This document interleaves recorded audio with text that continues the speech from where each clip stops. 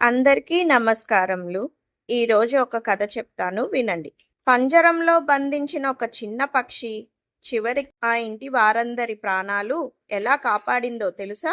స్వేచ్ఛ కోసం ఏడ్చిన ఒక మైనా ఒక రాత్రిలో ఆ ఇంటి అదృష్టాన్ని ఎలా మార్చేసింది? ఈ విషయాలు తెలుసుకోవాలంటే ఈ కథని తప్పకుండా వినండి. ఒకప్పుడు ఒక గ్రామంలో ఒక ధనవంతుడుండేవాడు. అతని పేరు రాఘవయ్య. ఒకరోజు అతను మార్కెట్కి వెళ్ళి ఒక అందమైన మైనా పక్షిని కొనుగోలు చేశాడు. దాన్ని ఇంటికి తీసుకెళ్ళి ఒక బంగారు పంజరం తయారు చేసి అందులో పెట్టాడు.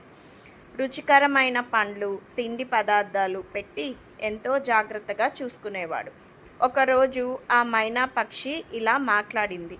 స్వామి, నేను ఒక పక్షిని. నా రెక్కలను విప్పి ఆకాశమంతా ఎగరడం నా ఆనందం.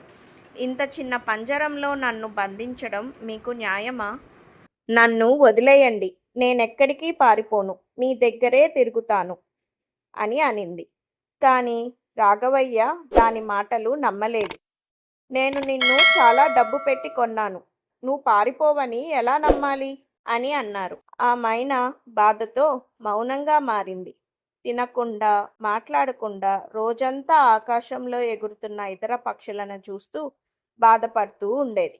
ఒకరోజు రాఘవయ్య కోపంతో ఒక కర్ర తీసుకొని పంజరాన్ని కొట్టాడు. ఇలా మౌనంగా ఉంటే నిన్ను బయటికి పారేస్తాను అని బెదిరించాడు. పాపం ఆ పక్షి కన్నీళ్లు పెట్టుకుంది. రాఘవయ్యకు ఒక చిన్న కొడుకు ఉండేవాడు. అతని పేరు చిన్ను. అతడంటే ఇంట్లో అందరికీ ప్రాణం. ఒక రాత్రి అందరూ నిద్రపోతున్నప్పుడు ఒక విషపూరితమైన పాము ఇంట్లోకి వచ్చింది. అది చిన్ను పడుకున్న ఉయ్యాల వైపు చేరింది. అది చూసిన మైనా పక్షి గట్టిగా అరవడం ప్రారంభించింది. పాము పాము అంటూ రెక్కలు కొడుతూ పంజరాన్ని గట్టిగా కొట్టింది. ఆ శబ్దానికి అందరూ లేచి లైట్లు వేశారు. పాము ఉయ్యాల్లోకి ఎక్కుతుండడం చూసి రాఘవయ్య వెంటనే దాన్ని పట్టుకొని బయటికి విసిరేశాడు. చిన్నును కౌగిలించుకొని గుండెలకు హత్తుకున్నాడు. తర్వాత అతను పక్షి దగ్గరకు వచ్చి కన్నీళ్లు పెట్టుకుంటూ ఇలా అన్నాడు.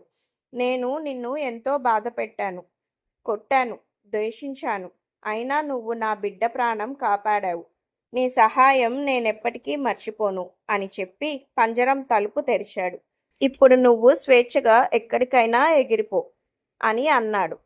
మైనా చిరునవ్వుతో బయటకు వచ్చి ఇలా చెప్పింది. మీరిచ్చే ప్రేమ, ఆహారం వదిలి నేనెక్కడికి వెళ్తాను?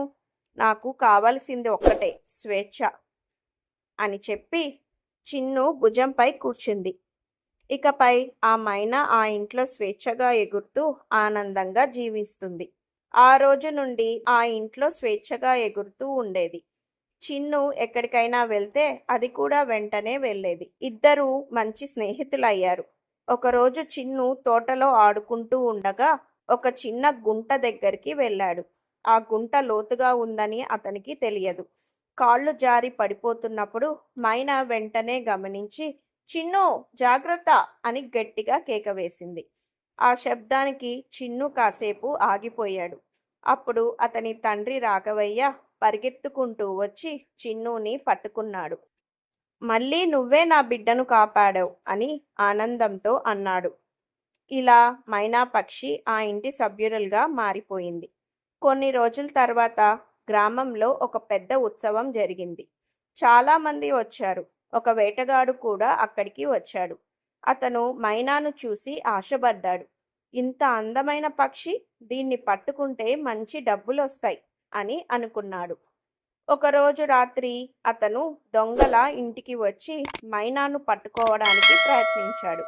కానీ మైనా తెలివిగా అతని ఉద్దేశం అర్థం చేసుకొని వెంటనే గట్టిగా అరుస్తూ ఇంట్లో వాళ్ళను లేపింది. రాఘవయ్య వెంటనే బయటికి వచ్చి వేటగాన్ని పట్టుకున్నాడు. గ్రామస్తులు కూడా వచ్చి అతన్ని పట్టుకొని శిక్షించారు. ఆ రోజు నుండి రాఘవయ్య ఒక నిర్ణయం తీసుకున్నాడు. ప్రతి పక్షి, ప్రతి జంతువు స్వేచ్ఛగా ఉండాలి. వాటిని బంధించడం తప్పు. అతను తన ఇంటి చుట్టూ చెట్లను నాటించాడు. పక్షులకు నీళ్లు, గింజలు పెట్టించాడు. ఆ ఇంటి ప్రాంగణం ఒక చిన్న పక్షుల స్వర్గంలా మారిపోయింది.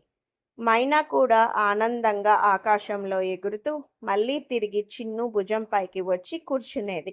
ఈ కథ వల్ల మీకేమర్థమైంది? స్వేచ్ఛ ప్రతి జీవికి హక్కు. ప్రేమతో ఇచ్చిన స్వేచ్ఛ నిజమైన బంధాలని నిలబెడుతుంది.